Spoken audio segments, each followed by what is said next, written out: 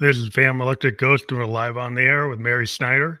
You're a storytelling swashbuckler and strategist, speaker, and coach. And I want to welcome you to the Van Electric Ghost podcast. How you doing tonight? I'm doing great. Thanks for having me. Well, it's great to talk to new people like almost every day of the week. And we're going to have a great conversation about your story and all the things that you do. I always ask a couple questions of every guest before we get deep into it. Let's Uh, do it. what, what motivates you and why do you do what you do? Well, I'm a natural born storyteller. I was born two storytellers, and I love helping people tell their story because most people don't know how to tell it, but everyone has an incredible story. It just gets lost in all the data and the details. It's kind of like the elevator pitch because I Yep. have multiple careers. In part of my career, I'm a software designer called a business system analyst, Uh-huh. and we have like ideas like user stories, right? And Yes. we have to develop the way to build the UI, the user information experience, and the system and all that. So we have different audiences. I have like the Right. C-suite. You have the developers, you have the customers, you have you have all these different audiences. You have to know how to talk to each one of them. And it's like Not, over the years, you've developed like, okay, well, if I'm talking to the C-suite, I do this. If I talk to yep. this part of the customer, then I do that. And Absolutely. so is that I part of what you always get into? Absolutely. I always say you have to tell the right story to the right people at the right time. Because if you're talking to somebody in a C suite and you're bringing a product to them, that's a different story than you would talk to somebody that is a frontline manager. They're going to want to do different things about that product. And the story that I tell as a speaker on a stage is very different than the story I tell as someone who's trying to raise money because I work with a lot of nonprofits. Mm, And you have to help them tell the story that will inspire hearts and open wallets. And that's the key is the stories are all there. It's we have to cut away all the, for lack of a better word, crap mhm. and get to the meat of the story and tell it well. It's like the noise. It's like when we're a musician, like you guys sitting there with a band and they're playing for an hour, and you guys say, "Where's the hook?" That's Right? Like where's that's where's the and that's the opening line when you step on a stage, or you sit down across from someone and you want them to listen to you. You have to capture their attention in the first 7 seconds. That's the industry is telling us we have a 7-second attention span. It used to be about 15. yeah, it's Um, bad. and I think it's actually short. I'm gonna be honest with you. I think I it's think it's like shorter than 7. 3 seconds. I think it's like 3. So if I step onto a stage and I start saying, "Oh, it's so great to be here and thank you for Yeah, having me," and you're "Isn't the insane. weather?" Everyone is tuned out because in their hand, they hold a myriad of entertainment. And if you do that, they've checked out. So you have to hook them. You have to grab them literally by the throat, captivate them, and then you have them. But you have to tell the story well, even Mhm. after you've captured them. But you got to capture them first.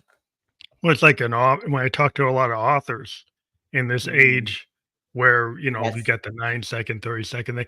The thing Yes. with authors is they're still able to get people to go into something that's going to take hours. Yes.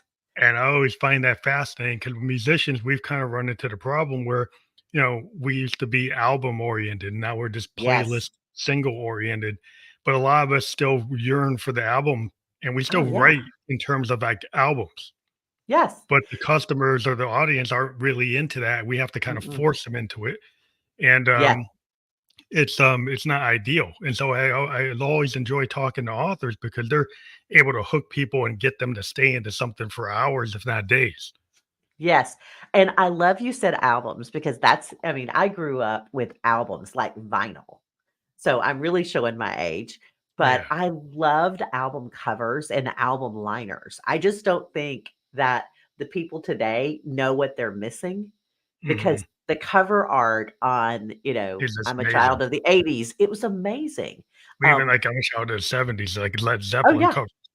They had these cutouts and these thing Yes. pinwheels, Yes. and there's Yes. like as a child of the '70s, I remember my brother having some of the Zeppelin albums, Oh, and I'm like, yeah. "Wow, that's so cool. That's so cool." So cool. I still have a few of my albums. I still have Styx Pieces of 8. I have, Fleetwood Mac. I have several Fleetwood Mac albums, but I Like kept those. Rumors. Oh, didn't everyone? Everyone Yeah, had Rumors, Rumors. everybody Uh, has that. I have Toys in the Attic, from That's a good record. that's an album that's an ama but I love what you said about albums because as storytellers, we have to cut a single. We don't get to do a whole album. So what we have to do is when I work with someone on their story, they bring the album and we Mhm. pull the single out You get the and single out everything of it. left yep, and everything left on the cutting room floor is other singles because Mhm. most people put if we're thinking in the way of a songwriter, they put all their songs in one story. So they'll Yeah, have 4 or 5 different songs, 4 or 5 different stories. And, I think about a singer-songwriter, and the beauty of that is they're telling one often it's one captured story, and yeah, it's such a beautiful thing. Same thing with storytelling. You're telling one story about one person that overcame or lived through one thing, and what is the end result of that? And yeah, it's like a Springsteen. Like, I love about Bruce Springsteen and Dylan and Neil yes, Young, and they, yes, I'm a child of the '70s again. It's like, I love yes. those, starting with Dylan, but Oh, then, going to, like, so Neo and then getting into Bruce, is yep. that the fact that they could, if you saw their concerts, people would get it's just intoxicated, get drawn in, and Oh, they were drawn into these 3-hour, 4-hour concerts. it's incredible. It's They incredible. and, in an age today where people are not as drawn in, um, Mm-mm. that the idea that you could tell stories and there'll be multiple stories, like, Yes. in these albums, Oh, yeah. and like, which one is, like, yeah, it'd be it's just like you can't choose it, like, Dylan, like, Mm-mm. Tangled Up in Blue. That just tells such a, like, epic It's such a great story. story. He just has these Such a great epic story. stories, like, even, like, Idiot Wind is, like, there's this Mhm. epic story, and then you're It like, I get you drawn in. Yes, and that's the whole thing with storytelling is you're drawing them in. And one of the things I always encourage my people to do, because the people I work with are oftentimes inspiring people. It's an encouraging or an inspirational message, or they're raising money. So you need to inspire people to open their wallet. So it's all inspiration. But I always ask this question: what do you want the person sitting there to feel? What do you want them to know? And then what do you want them to do? Mhm. Because unlike Call to music, action. music just lives, I mean, it's a part of who we are. It doesn't ask us to do anything, but a message from a stage, a story from a stage, it often has a call to action. And if it doesn't, the audience doesn't know what to do with what you just told them. They're Yeah, like, you need that call to action because, like, if you just make a statement and you don't direct people where to go, then they they're like, don't know. "Okay, you made a statement, but what am I supposed to do What with do I it?" do now? I was working with one of my clients, and it was before I started working with him. I happened to be at this big event where he was speaking, and it was a beautiful speech, lots of great emotion, and, the audience was drawn in. It was all about children and the lack of clean water around the world, and I learned so much about there's very little clean water in this world, most of the Yeah, water. And so many people die every year because of lack of drinking water. And you're thinking, seriously? When it it's a can be water solved.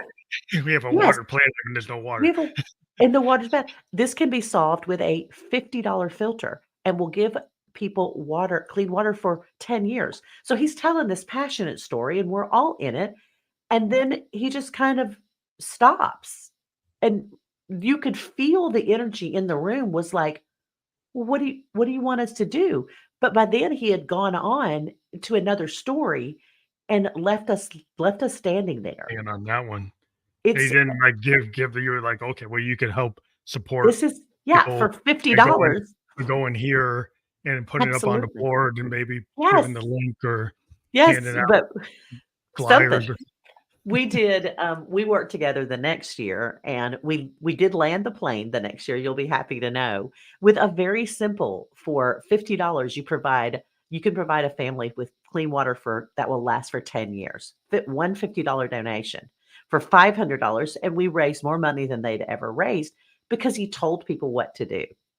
And yeah, that's the thing with storytelling. And it may be something as simple as inspiration. I think about a more inspirational speaker, and they say, "I want you to walk out of here, and for the next 5 days, I want you to wake up, look in the mirror, and say, 'You know what? I've got this. I'm made for this. I can do this.'" You've given them something to do with the message they just got from you. yeah, it's that inspirational, like, you want people to be inspired, but then you wanna direct them toward, the thing that you actually think is gonna help them get to that goal. And if you don't, you don't They don't know what to actually do. finish it, you don't finish that whole statement. If you never give Yes. them the rest of it, then they don't know what to do with it. It's It's interesting, that's like finding the stories to tell, and then mm, also understand, like, why do, like, the idea, like, leaders. yeah. Like, I've been working with I've worked in business, I've worked with companies like Fortune 1,000, Mhm. in the Fortune 500, Fortune 1,000, Right? but you go to the company meeting, you know, and the executives are there and they're telling their story and everybody's falling asleep because they're Mhm. and these are the employees, like, because we're supposed to be keyed up, but we're like, okay, well, they're Yes. saying the same thing they always say. They didn't really say Right, right, anything that right, really right, right, gets right. me. Yeah, it's like you just totally tune out, and they're just, okay, yeah, everybody had to go there, but when we didn't buy anything they were saying. Mm-mm, mm-mm. So how do you get those leaders to understand? It's like, well, you forced everybody to show up, Yeah. but you can't force them to actually, deal with it You because can't force you them to didn't. deal with it. But here's what I see when I work with leaders, when I work with a C-suite leader who needs to deliver, um, a message that is hard, and sometimes they are just hard. Sometimes you're having to walk in there and say something that's difficult. Well, first of all, they're gonna match your energy. Your audience will match your energy. So, you have to be authentic. If you're getting ready to announce that you're doing a layoff, Yeah, boy, it's you like, better be real authentic, and you better be very honest and lay out all the details.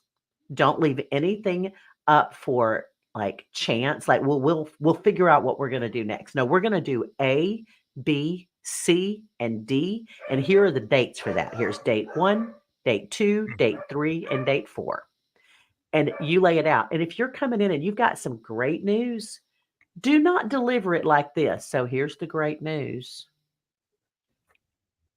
Emotion, when we are emotional with our audience, when we are excited, when we are having a great time, when we are really going, and this is what I'm gonna ask people to pay attention to right now. Pay attention to what you're thinking right now. So I'm talking like this, and I'm saying, "This is gonna be so exciting, and I am so thrilled to tell you." yeah, Your heart is starting to increase. You're matching my energy. It's the neuroscience behind this. We have learned that the way our audience listens has a lot to do with the way we deliver. yeah. It's like actors. If you're Uh, an actor and you're on the stage, like you're doing a yes, play, and I like yes, dealing with like musicians, like we have stage personas. Because yes. we like I can't just go off like at the breakfast table phantom isn't the phantom that's on stage in New York. If I go play in Exactly. a club in New York, I'm gonna bring some excitement. I'm gonna actually be like a two-way street, reading the Yeah. room, reading the Yes. band, Yep. reading the environment, and making adjustments. So if E something's not hitting, then we're gonna adjust it. When something is hitting, we're gonna go into it. And it's like exactly. having that ability to like, okay, I have this plan of what I'm gonna do, but I'm not totally tied to the plan if I see it isn't working. I love that. Once you Phantom, that is so key. It's read the room. That is, and you're a musician, so you're a natural performer. Not natural, that is probably natural along with a taught, lot of practice. hours. I don't wanna minimize the work you've put in, because people tell me all the time, "But it's so easy for you." I was like, "Well, that's called about 25 years of doing it. That's what that's called." That's why Yeah. it looks At easy 10,000 now. hours. I got my 10,000 hours. 10,000. I got my 10,000. So one of the things I teach speakers, particularly those leaders, because this is not natural for them. They're used to being the person everyone's looking to, and they are delivery. Well, you have to read your room. I was with a group, and they were delivering some information that they thought would be, oh, this is not going to be a big deal. It was an announcement of a person that was leaving. He was one of the C-suite executives on the executive team. He was leaving and going on to work for a big nonprofit. And so this director announced it, and he said, he's been working there for the past year. I'm telling you, and they were in a virtual setting, Phantom. That chat blew up. People are like, well, that's what he's been doing. I mean, we're over here trying our best to hold this thing together. They had been in a tough season. They were coming out of COVID, and they had been through a couple of rounds of layoffs. That the look in his eyes, and I was coaching him, and I was like, you need to be careful with this. This is, oh, it's gonna be fine. It's gonna be fine. I'm like, I don't think you're reading your audience well. That chat blew up. People were furious because he didn't pay attention to the fact he just said the guy that was leading this whole department was also working for this other group. I mean, it was, in other words, read the room, people, read the room. Know your audience, know your audience and what they think as Very best you important. can. Yeah, I Um, think you have to do the work, right? You have to yeah, like, I mean, you think like a leader is gonna do the work, they got people help them do the work, but it you could would be that think. they are maybe not listening. Like what I've learned, like like when you're like you can have a lot of ideas, right? You can be Yes. with your band, you could be with the producer, and then somebody tells you something that they go like, oh, they just red marked my idea. And Yeah. then you take it personally, you don't like learn to grow. Like the first Right. thing when you learn as a musician is like there's all these people around it, like, oh, sometimes I'm gonna have to adjust. I can't just take what I did. And I Mhm. might think it's the greatest thing in the world, but I have to actually put it out in the world and then it gets feedback. Yes. Authors do Yes. that with the beta readers, and you really need to kind of walk that through. But if you have a top down and everybody's scared to challenge you because Oh, of your that's so position and good. you've set up that environment, Yep. and you're not gonna even get advice because, like, the way you handle advice is you just yell or you Yep. knock Dismiss. people Yep. down, Yep. miss, and then you're never gonna get the right feel. So And good. Well, and as a musician, I would love to hear from you. So, as a musician, you're walking into a new space to perform. How do you read the room there? Because I know as a speaker, sometimes I'm walking in and I'll be in front of a few hundred people, or it might be a few thousand. And sometimes I don't know the room that well. So, how do you read the room? well, part of it is like a vibe, and we're kinda like, Mhm. metaphysical kind of feel, but also like, you get the sound check. So in your sound check, part of like the secret sauce to some musicians, like in your sound check, you actually don't just do scales, you actually do something to see if Okay. what the people actually in the room deal with. Okay. Like if they vibe to something and you just throw it out there and you're like, okay, Right. they're Okay. actually they're into it. So you can kind of pre-fill the room with your energy.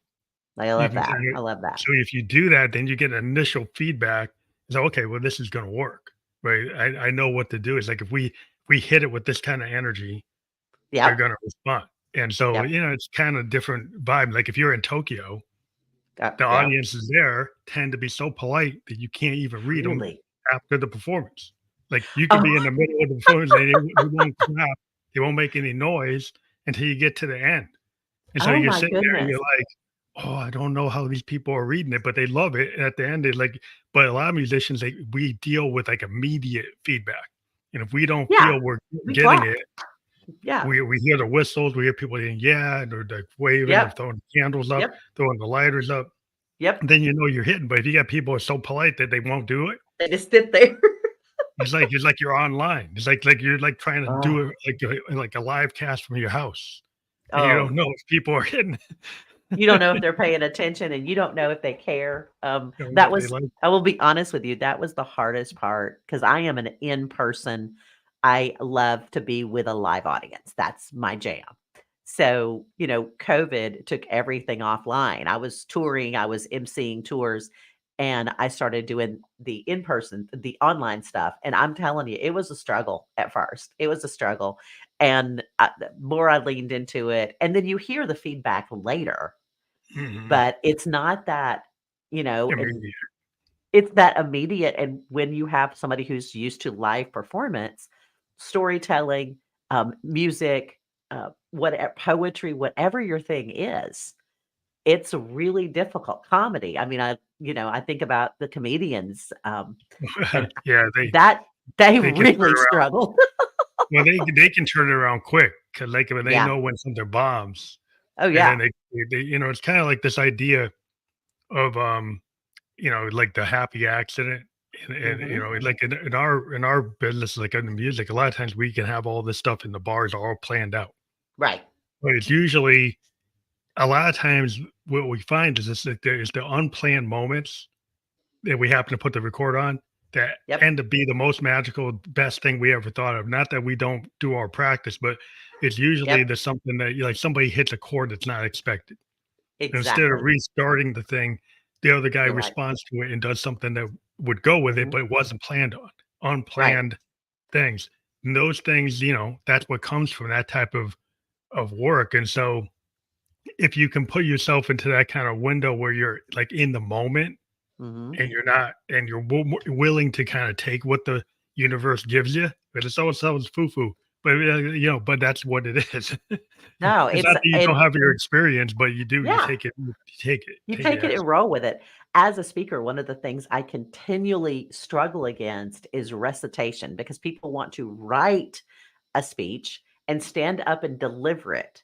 mhm, Now, mhm. a lot of people read off teleprompters. They do it for a living. They are coached and they are good at it. It looks natural, but it's not. But they Mhm. also look very natural doing it. The average person cannot read from a teleprompter because they do it like this. They read Right, you like can see what they're this.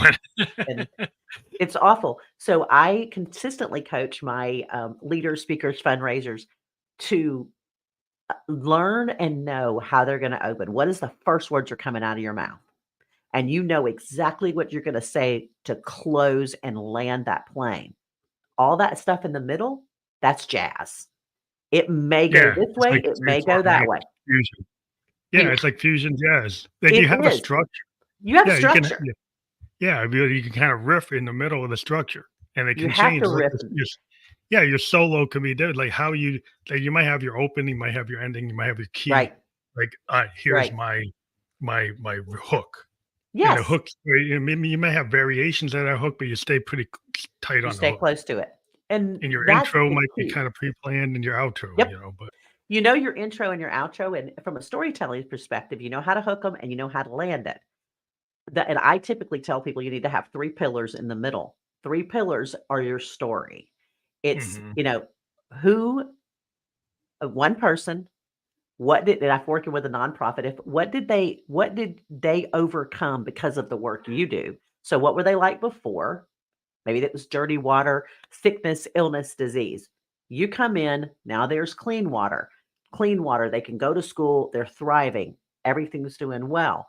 And then we go to the but there are 500 more just like Susan who was struggling with this. And then we mhm, land the plane. All that stuff in the middle that I just said, that's the jazz. And yeah, the people that are incredible at this learn how to draft a complete story and they practice it. Now, as a musician, you practice all the time, I'm sure. yeah, yeah.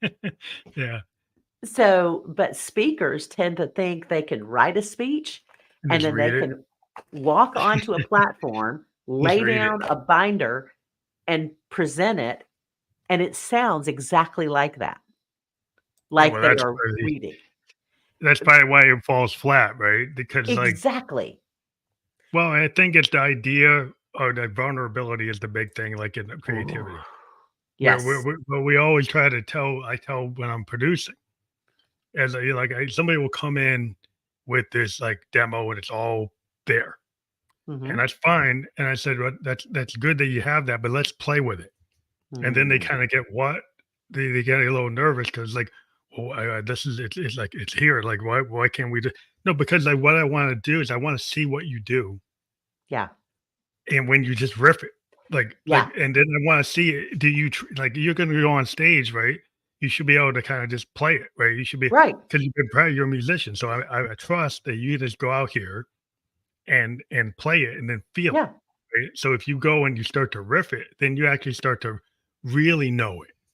And Yes. and that's where, I love my example going back to Dylan. Dylan was famous in the 70s for taking like a song like Tangled Up in Blue, and he had multiple versions of it with different sets of Yes. lyrics. And he would run it, and it has like the main hook, Wow. but he would run it at different shows and we'd have the different versions. I've got like the demos Wow. of the different versions that he That's actually so put cool. down from the studio. That's Yeah, so cool. with variations of the story. And he would It actually go and execute, a concert with the non studio track version. Oh, And I thought that wow. was so cool that he would do that. And, people today are so not willing to do that. That, a lot No. of musicians today, they don't wanna they're Check in the totally box. tied to what is in the box. And I'm like, it actually was worth going to these Oh, yeah. concerts because he did that. The I was gonna say those concerts in the late '70s and '80s, they were so killer. It's so different than the concerts of today because it's very canned now. It doesn't Yeah, they're so in the feel. box. Yeah, it's in the box. Well, fun story talking about walking outside of the box. I was, working a tour. I was emceeing and producing, and I had a person who managed the what we call the appeal portion of the night. That's when they tell the story to get the sponsorships, which is what we're doing the tour for. So, I have my appeals person comes down with COVID. We are Hmm. in nowhere. I'm talking about nowhere in this Washington, the state. Like, we're in the middle of nowhere. I can't Boonies. get we are in the Bennies. We are on it's our off day on tour.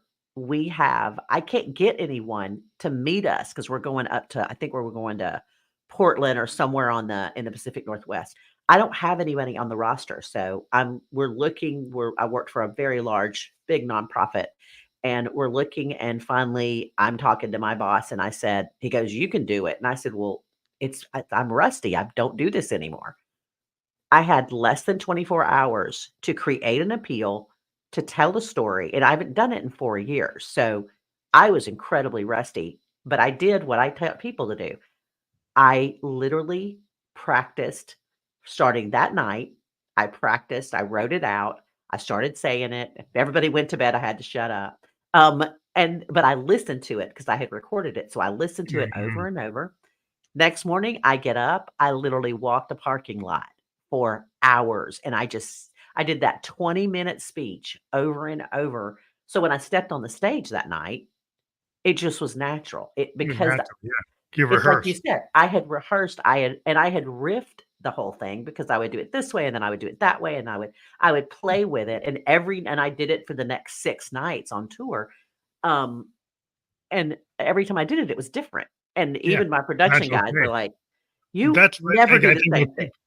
one of the things I think people get freaked out about is like if you don't do it the same, like if you had only one version and Yeah. you kept on changing it and then you kept on thinking you were failing because it kept on changing. Where if you accept that you're going to rip it and you have a structure, and Yes. it's kind of like Yeah. fusion jazz, Yeah. then It you put less absolutely is. pressure on yourself than that you're willing to like, oh, if you catch yourself like being so wanting to be so perfect, it's like the Mhm. perfection trap where people Oh, kind of become like a deer in the headlights because they mess up because they have this expectation that they're going to do yeah. word for word, note for note, and then they don't That's hit the so note common. and then they get Then they wrecked. stop. Yep. Yeah, they get That's the so pause, common. you can kinda see they messed up, like, you wanna make it so, like, it's like Herbie Hancock and Miles Davis, and Herbie hit the different chord, and you don't even know that that's a mistake, because Right. you don't even know because they just They keep seamlessly go going. through Yep. it, right? That's the way I you riff it. exactly. I consistently coach my speakers and leaders that I work with. I'm like, "The only person that knows you made a mistake is you, Yeah. because nobody Yes. else has got the script. So Yeah. just don't stop." And I have some that are really they're tied to those notes and they're not gonna let them go. Um, and it just is who they are. So, if those people I encourage, I say, "Okay, if you have to have them, then do notes this way. Have one word that tells you what your opening is, just one that's gonna bring it to mind, one that takes you to the next turn in the story." So, just 1 or 2 words, just Wow. so it's like a little roadmap Yeah, it's a and little you cheat can sheet. follow it. It's a little cheat sheet, but there aren't spelled out words, because what happens if you walk up there and you have a script, you end up doing this, You gotta keep and on you're looking like, down. Yeah, or worse yet is they pick up their iPad and to and they bring it do up. this. Oh, makes me crazy, man. I literally wanna smack it out of their hands. And they might lay it down, but then they'll pick it up and they'll do this, and I'm like, "You Really? just disconnected with your audience. They don't Yeah, wanna well, if they hear you see yeah, anymore." if they see you doing that, there's like, "What's going on?" Or they Yeah, use their phones. that's even worse. That's See, becau yeah, it's terrible 'cause I can tell, like, in the vocal booth, I tell a lot of artists, like, "Quit bringing the cell phone in with your lyrics to the mic." Right? Make sure you just have those lyrics and Yep, trust that you have it. And if yep, you go a little off, that's fine it's because okay. guess what? You're probably gonna put something down that's better than what's on the phone. It's and that's why I tell people, record every single time you speak. Record every single when you're rehearsing, just put on your voice memo Yeah. and let it go, and then listen to it back. Yeah, review it. Yeah. Listen to That's what you're doing. One of the stories, and you may know this because you're more in the music industry than I am, but I remember I and still am, a huge Prince fan. So, mm, I mean, Purple Rain yeah, he's my is guy. just it was masterful. It was masterful. But one of the stories I read, after he had passed away is that he would watch his entire show after every performance, and they would critique it and go over it, and I just think that's brilliant. Yeah, he was a perfectionist when it comes to that. Like he was like known for like, like a James Brown level, like finding people, if they Mhm, but also like as he got more older, he got mhm, less more into improvisational kind of jazz, kind of funk mhm. fusion, and Yep, it kind of went that way.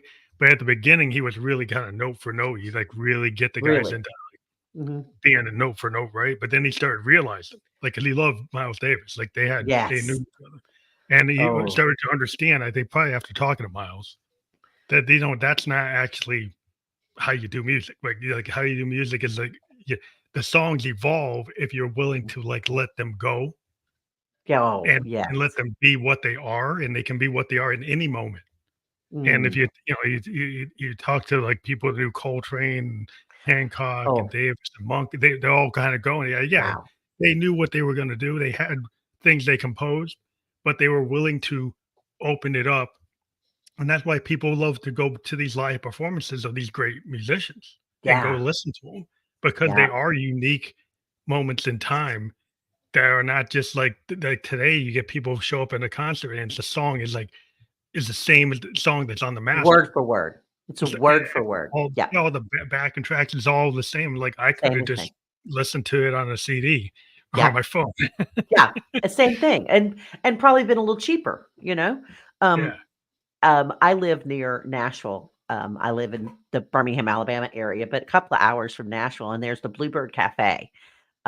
And I don't know if you know about the Bluebird, but a lot of the Nashville locals go there, and it is nothing for you to see. And I've got friends that go and play there every once in a while, and you will see, just a local person and some of the most famous people in the country music industry, but they're all just there playing songs together. They're hanging out and having a good That's time. a scene. Yeah, that's what you want. It's kinda like It's a beautiful. CBGBs or, Yes, yes. like like there's certain scenes, like, the CBGB scene, you had the Talking Heads, Oh, Ramones, yes. you had, Oh, all these great and you had it's like how you had the Ramones and the Talking Heads, Debbie Harry and, Blondie, oh, like, very wow. diverse. like it was like those But bands are what all a cool different. group. Yes, They're all very different. Yeah, and they were all kind of collaborating and kind of feeding off each other. That's why Blondie was so like it's kind of punk, it's kind of new I love wave, it's Blondie. kind of Yeah. rap. It's like it's all Yep. over the place because Yep. they're in this zone So that where they're influence. inspiring in each other from the different genres. Like Wow. cross genre is very important. And some people are so into lanes, but I'm very Mm. much into cross genre because it's like you learn something. Like you You look at things you're not exactly. good at. Yes. I think that's so key. I think there's something that's happened in the last 10 to 15 years where people literally they find their niche and they just stay right there in it. And they don't because like I said, I'm not a musician, but oh my gosh, I love hanging out with my musician friends. I love going and sitting in when they're just playing. I for a season I worked, and this is a really great gig. I was the producer and director of development for a it was a faith-based Christian charter cruise company. So we chartered ships, cruise ships, took all the artists off and put on our own artist. Well, one of Oh, my wow. favorite artists is named Bernard Harris, and he plays left-handed bass. He's plays called himself the upside down bass player and just the coolest guy. And so Bernard plays with everybody. He's backed up all the different a lot of different artists in that genre. And we were on the ship and he goes, can I get a room late night and just kind of just do a little jam session? I said, sure. So we opened up, just it was, it was late. It was after hours. We had one of the little salons, the little bars we had. They opened it up and he brought in a few players and a few more players came by and they were like, I want in. And you had people, and again, this is the Christian music, but you had people that went from the rock style to the ballad style to everything in between singer songwriters, Yeah, that's what you want. duos, groups. Oh, let me tell you, Phantom, it was so popular. There were people, because this was one of the medium-sized lounges, probably hold maybe 200 people. Everybody wanted to go to And that one. everybody was I walked by and I was like, "What in the world is happening?" So I made my way in and I get over to Bernard, he's on stage, and I'm like he goes, "So we moved it the next night up to the deck because they could be outside." So we Mhm. moved it. Everybody wanted to play with everyone. I mean, entire songs came out of that. Like new That's how it happens. That's why I try to new tell s people that yes, it was collaboration crazy. is so important, yeah, It was for it was creativity. it was so crazy. There was a really young band at the time. They were brand new on the scene, and they were just getting their feet wet. Now they're now one of the biggest in the industry, but they were, like, leaning in and listening to these guys who were the leaders in the industry at that time, and it was so fun to watch, and the next year, when we put it all together, we were like, "Okay, we're gonna give them" we literally gave them slots, like, they A were doing, slot like, midnight, that we did it, like, 9 o'clock. We're like, "You have 9 to midnight to jam," and they would it people was love that. the It's most fun. kinda like, the Woodstock kind of I don't know, It Grateful was Dead was kinda known yes, for that, yes, yes. Funkadelic were known for that. There was a time period in music, where bands did that in these big festivals, Uh, and they would cross collaborate, and they would just have these massive jam oh, sessions, and, yeah. the Dead were famous for bringing tons of musicians in, and they would just go for hours in San Francisco. That's kinda what I they did.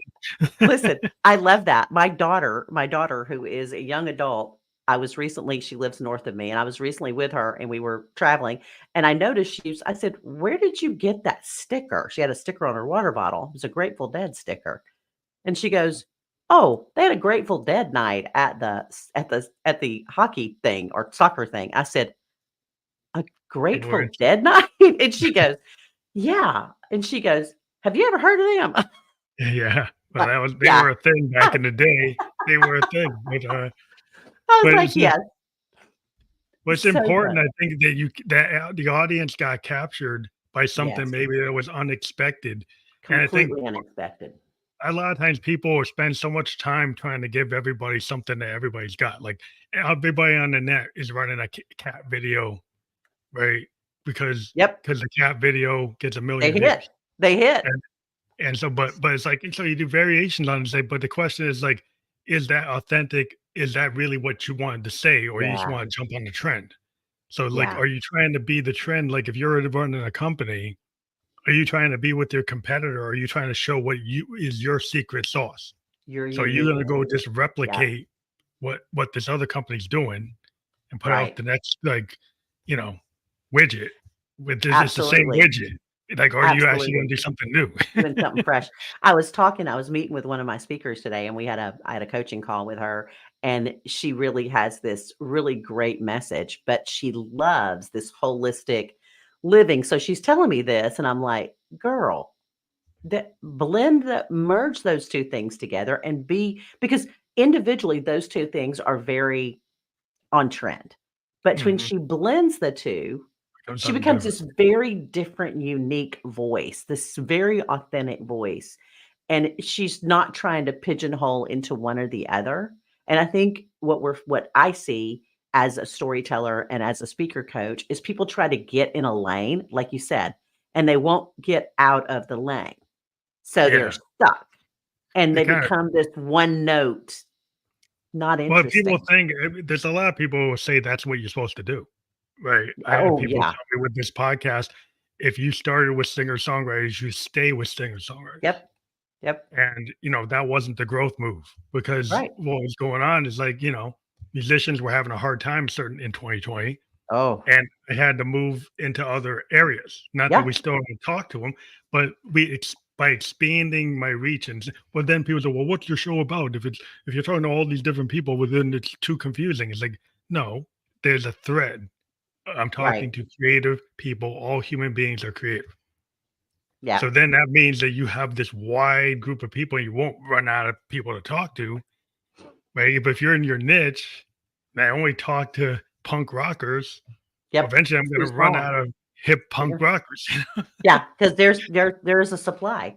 Well, and the same in my area is that it's, very much staying in the lane of I worked with faith-based speakers, and, people are like, "Well, if you broaden your audience, you're really gonna lose people." I'm like, "I don't think so."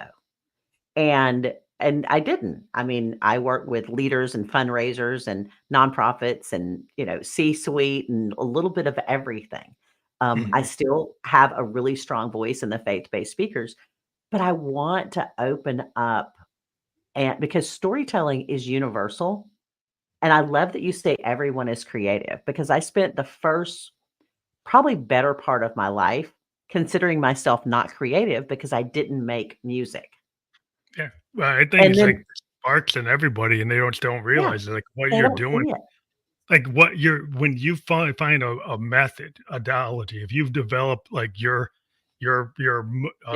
strategy, like your Yeah. stories telling swashbuckler, right? And you're a strategist, Yeah, and you come like that's your vision. that's That's creative. a Yeah. creative thing. It's like any Yep. author, Yep. every person that's a life coach, they have their own perspective. That's just That's a like creative. any creative exercise. You created like this whole kind of concept. And Yes.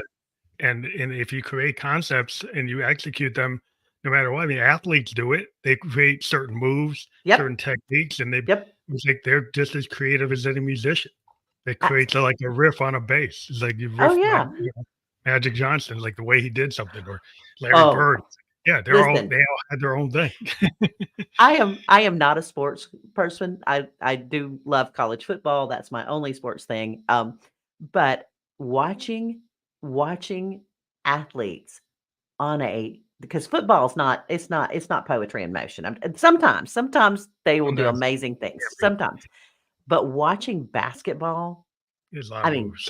oh my gosh. Oh my gosh. I mean, watching Shaq play and knock that ball out of people's hands and leap, just the leaps that they would do. Yeah. It's It's poetry in just motion. techniques. Everybody has their own. It's like dancing. Yeah. Like it's Yeah, like it gets to yes. a point where there's like this certain like level of body control that Yes. gets like poetic. It seems Oh, like it has a lot of and I'm always as an artist, I'm always looking for the poetry and everything. oh, And so sure. you could be like where a song's gonna come from. It's like I could be watching a game and watching how Mhm. a guy moves, and that can make me trigger something in my head and make me turn it into music. And Exact it's just and I could do the same thing and make it turn it into a story.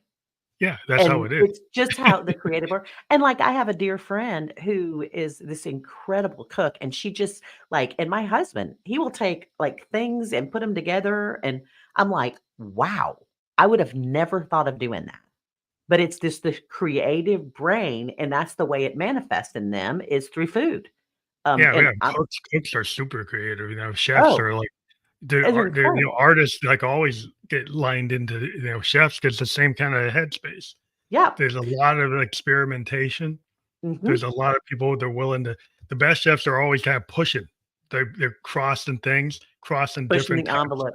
different Well spices, different cooking techniques, they're crossing things over from the one place to the next, and you're like, "Oh," if you wanna stay in the mm, lane, yeah. you're not gonna get that. Well, and, one of my daughters is a she owns her own hair salon, and she's an incredible colorist. So she colors hair, and she is just an artist in it. I mean, she can make colors and put Yeah, together that's art. blends that are just incredible. And it truly is an art form. And I like you said, I think everyone has that creative part of them. We all have been created to create. Yeah. It's a Man, part that's of the who whole we thing. are. It's Yeah. the whole like, we all can have a canvas, whatever it is, right? We Yes, can all yes. be very creative with it. Is that some people put, like, limitation like, limiting beliefs Oh, versus, like, having a growth mindset, yeah. and it's like a hang up. Like, if you had a hang up and somebody was telling you you couldn't do it, and Mhm. and then you believed it because it's like that's your Yep. truth. It's like, no, that's not a truth. That's just a belief, but you think it's the truth, and, like, But we tell ourselves, like, I told myself for years I could not paint. Everything you see behind me down the small paintings, those are mine. But I told myself for years I couldn't do it until I just picked up a paintbrush one day, actually with my grandson, and I said, "Let's paint something." And we started playing, and I was like, "I think I like this." And so it became and then COVID. Well, that's why art therapy is so important. Like, you go into therapy, there's a lot of It's people so who good. they'll get people into it, and they'll say, "Well, I can't draw." It's like, you don't know because, You didn't like, try. I always tell people, sometimes if you wanna get a musician to jump on an instrument they're not comfortable with. Hmm. So you get, like, a guy who doesn't play piano, it's like, "I actually want you to write this on the piano," and it's like, "Well, I can't play piano." Ooh. Because what happens is, like, how they approach the piano will be very unique. And it might not be up to the level of the best piano Sure. player, but Sure. it actually could say something in a different way, and it can be like the secret sauce because you put them on a different instrument, they start I love that. approaching it. And it's Yes. that's just like where you push yourself into areas that the comfort zone is not great It's not because good. it'll Yep. it'll cause you to evolve in terms of your Yep. capabilities. You'll Yep. and being a public speaker, a lot of times, the people are like, "Oh, they're so scared of it." They're so One of the stiff biggest fears, at speaking in it, right? public. Yeah. Like, how do you get somebody that's very stiff, not very natural, to Yeah. kind of start to find their zone? One of my favorite tips, this is a couple of funny tips. So number 1, eat potato chips before you speak. The oil will help. They're salty and they just taste good, then they make you happy. Um, Number 2, and this is one, this will help you not be nervous. So you're standing stage right, you're getting ready to go out. I want you to clench your rear end. Just clench it. Everything you've got. Because what happens is you can't be nervous and do that at the same time. And That's then I awesome. want you to do this. I want you to reframe nervousness because anxiety and excitement sit side by side. They are almost the same emotion and they work out that way out in our bodies. So if you reframe that into excitement, it will help. Deep breathing and centering yourself before you step on stage. One of the most difficult things to teach people is how not to walk on the stage talking. Because when Oh, particularly if you walk on a large stage, yeah.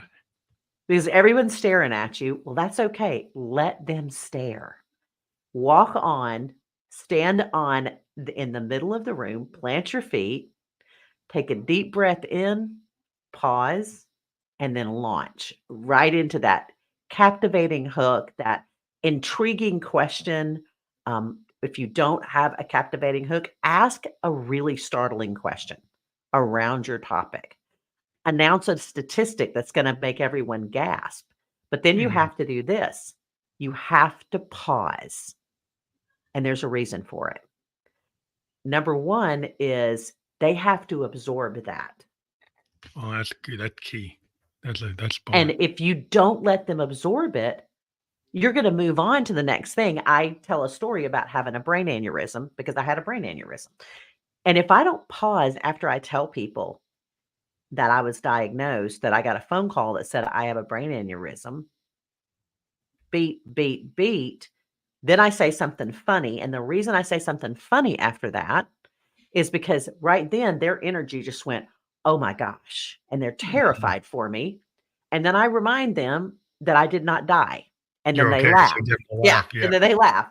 And then I tell them, I didn't even know how to spell aneurysm, but I will spell it for you now. And it just lightens the mood.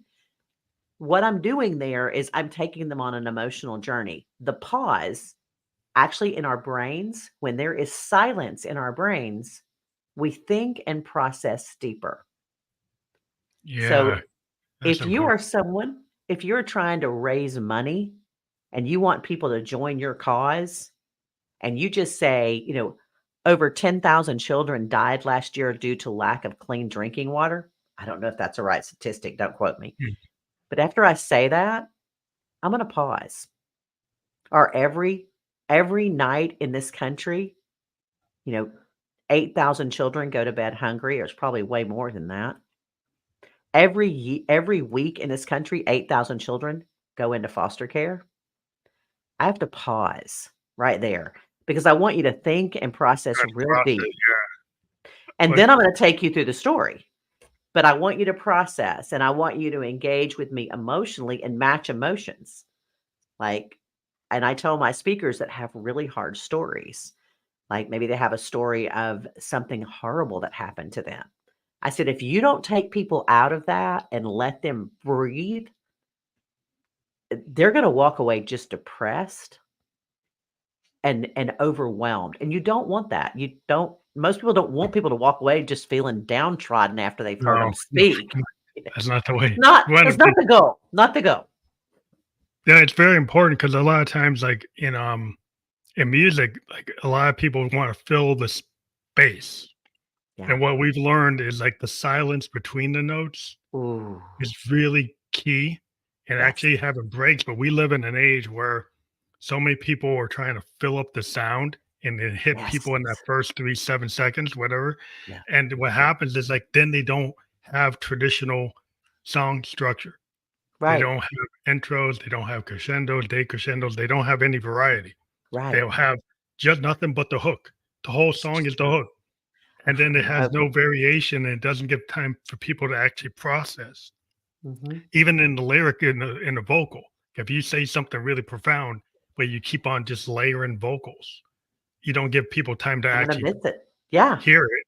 Like, it's just really important. So, like, what you're saying makes sense to me as a musician is because, like, you do need to, like, have people actually hear what you're saying, and it is Yeah. we sometimes we just overlayer and Mm. overtrack, and then there's so much stuff going on that people don't really even get what we were Get what you're playing saying. at all. I wanna ask you a question because I love music and we both love '70s music. So, if you were to pick one of your favorite storytelling songs from the '70s, what would you pick? I know what Well, mine is. I really like Tangled Up in Blue, Okay, Blue Tangled Up in from Blue. Dylan. This Okay. the story and supposed to be about him and his wife, Mhm. but it's very far removed. He creates all these characters to kind of Yeah. remove him. But everybody said, "Well, this is about him and his wife's relationship." But you're like, "Really? Like, really look at the lyrics." It's like he's telling this story, and it's like he was really working in this camp at logging camp. He's Mhm. creating this character. It's going to this bar. Like, is that him? Is that really him? And it just you like get drawn into this visual. Like, I see like a film when I Mhm. hear that song. I get my Could own see it. interpretation Right. of all these scenes he's given us. He's a cook Mm. in the Great North Woods. I'm like, wow. It's like he's at this bar and he's doing, somebody Right. trying to tie his shoes. It's like all these. scenes, he's just really being Walking I it just walking love us that. through it. Yeah, I just love the Interesting. cinematic quality of it. Um, there's a song, and I'm completely mess this up because I was not prepared to talk about it. But for years, I thought it meant one thing, but I learned it meant something else. It was a song called "Give Me Back My Bullet," Oh, wow. and the bullet was not a bullet in a gun. It was the bullet on the chart. It was "Give Me Oh, Back My Bullet." They wanted their bullet back because they wanted to raise up the chart. I don't remember the song, I just remember that part of it, but one of my that's favorite storytellings. I love the Eagles, I think they're oh, incredible. yeah, that's phenomenal. I mean, I love Hotel California just because I think that story is so dark and twisted, Yeah. but at the same time and then also Life in the Fast Lane, which is another really dark so that might say a little bit about me, Phantom, I don't know. Um, But those are but great those are songs. great. But let me ask you, there's a song, the song "Someone Left the Cake Out in the Rain."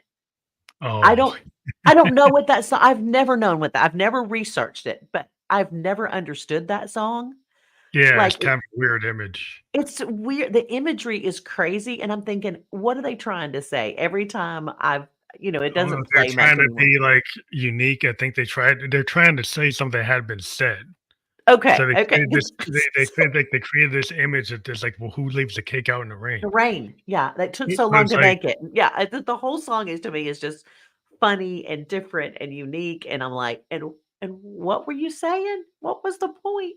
And then I I guess I all the love effort to bake the cake just gets washed away yeah, because the cake that's is true. kinda temporary, right? It It's not very solid, and if you put it Yep, in rain, it's gonna even just dissolve. yeah. So, from my perspective, it's like it was like, here's something that's not very lasting, and then Mm. you put it in the rain, and it just gets evaporated. Oh, So I think it's a good they're point. trying to say That's it a good like that, point. but then being a Yeah, songwriter, that's how I that's how interpret you it. see it. Well, and also I loved, Karen Carpenter. I think she was an Oh, she's great. incredible She gone had a way lot too of early. layers. What I liked Oh, about her, she had this melancholy voice that was one of yes. the best voices I ever heard. Oh, And yeah, even when she's absolutely. singing a song that's a happy song, Yes. the melancholy voice still So imprints this good. melancholy onto the song that's supposed to be Yep, happy. yeah. And so the Oh, depth of her melancholy voice or the quality of her voice was so and this powerful in telling the so good. story. Her You don't get stories a were lot. so powerful. Yeah, you just don't get like a Mm-mm, pop singer that mm-mm. evoked has that much power That ha to yes. do that today. I don't really So, hear anybody at the no, level of Karen Carpenter. no, and Joan Baez, and I Yeah, mean, Joni Mitchell's great, but even j Karen's like has something that oh Joni doesn't have. oh, Jo absolutely. It's Joni's telling these stories amazing, they're but incredible, but the Karen delivery just has this delivery that's like, oh, it's impeccable. it's never been I don't think it's I and I it's never been replicated by anyone I've ever known. I love I Jewel never when she hit the scene, I loved her. I thought she was unique. She had a great voice. She was different. I really like Adele. I think she's got a great voice, but it's still nothing compared to what Karen no, Carpenter had. Karen, And Karen's just like I people always look at me as like, how can you? Well, I'm a child of the '70s. I grew up with my mom playing oh, those songs oh, on eight yeah, track absolutely. and playing them Yeah, on albums and vinyl vinyl. and yeah, an 8 My track. mom Yeah, was like wearing absolutely. out those albums. She's like, Totally. my mom didn't like music that much. I mean, she listened to Johnny Cash. She loved Johnny Cash, Oh, but she's from West I Virginia. love Johnny Cash. He's another great From songwriter. West Virginia, but but we'd hear like Cash, and then we hear the Carpenters, and then my brother's Mhm. playing like the Beatles and Hendrix and Zepp, and my dad's playing like James Brown. So I'm hearing all this stuff. It's All of the probably why I stuff. like music. But All the stuff. I had an appreciation for Karen because like I heard it, and I'm like, yeah, I hear my brother playing Zepp, but I still like Karen. It's like It's my brother is like, oh, how can you like that? That's boring. It's not boring to me. it's There's not something boring. about it Yeah. that like There deeper was than what something Zepp's doing. yeah, it was something in the like you said, her delivery, her voice, the way they wrote those songs, they Yeah. were just and I think she did the bulk of the writing, didn't she? Yeah, well, she worked with, like, a lot of songwriters like Neil Diamond and stuff, Mhm, but mhm. it really was, like, her brother would, like, rearrange Yeah, he things arranged that they would everything for them, didn't like, they? they would get things and then he'd, like, rearrange the piano parts and all the parts, Wow. and then she Wow. would interpret the vocals, like, the Neil Diamond version of the song doesn't sound like her song. So No, she ends up no. owning the song because she took it and then kind of reinterprets it with the way Wow, her delivery is. So to me, she wow. writes the song again because of what she did, and this is how you own it as a creative Yeah, person, like, you own it you because own it. that's who you are. You know, you when Well, you and I have to say, I've gotta give homage to one of my favorite songwriters. I know we're right at the end, but Dolly Parton is oh, to she's me, great. Oh, she's a and fan. talking about a treasure, a national treasure. We just need to pack her in cotton and But keep she her needs to around. win all the awards because she's, like, been there and she's still here, And and, she released like a rock yeah, rock song, album. a rock album. She's still doing it. She's still doing it. I mean, She's and pushing it it. she's incredible, and I don't know how old she is, but she way on up there. Well, she's done And it, and she's still there, so she lived a life. She lived a good life, yes, and she's done it. But she is a great storyteller. people go to maryschneider.com. Is that how they get in touch with Mary you? R. The R. Oh, Don't like forget the R R. Snyder. Oh, MaryRSnyder.com. Yeah, maryrrsnyder.com. there's an R in there, and the only reason there's an R, Phantom, is because there are a ton of Mary Snyders in this world. It's Oh, nothing fancy. differentiate. I say it stands for rebel or wreck. You can use either one. But, yeah, MaryRSnyder.com.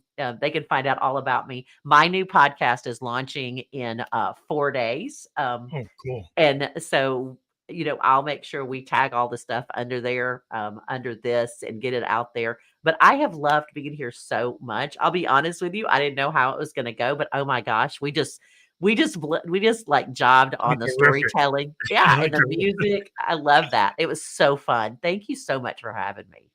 But thank you for being on the show. And again, everybody go to maryrrsnyder.com. That'll be fully clickable on the podcast description. We were Oh, just on Facebook, YouTube, and Twitch. So those descriptions, if you yep, click on that, by tomorrow will be on all the major podcast platforms where you can wonderful. listen to or watch a podcast. I want to thank you again for being a guest on the Family Electric Ghost podcast and have a great night. Thank you. You do the same. Bye now.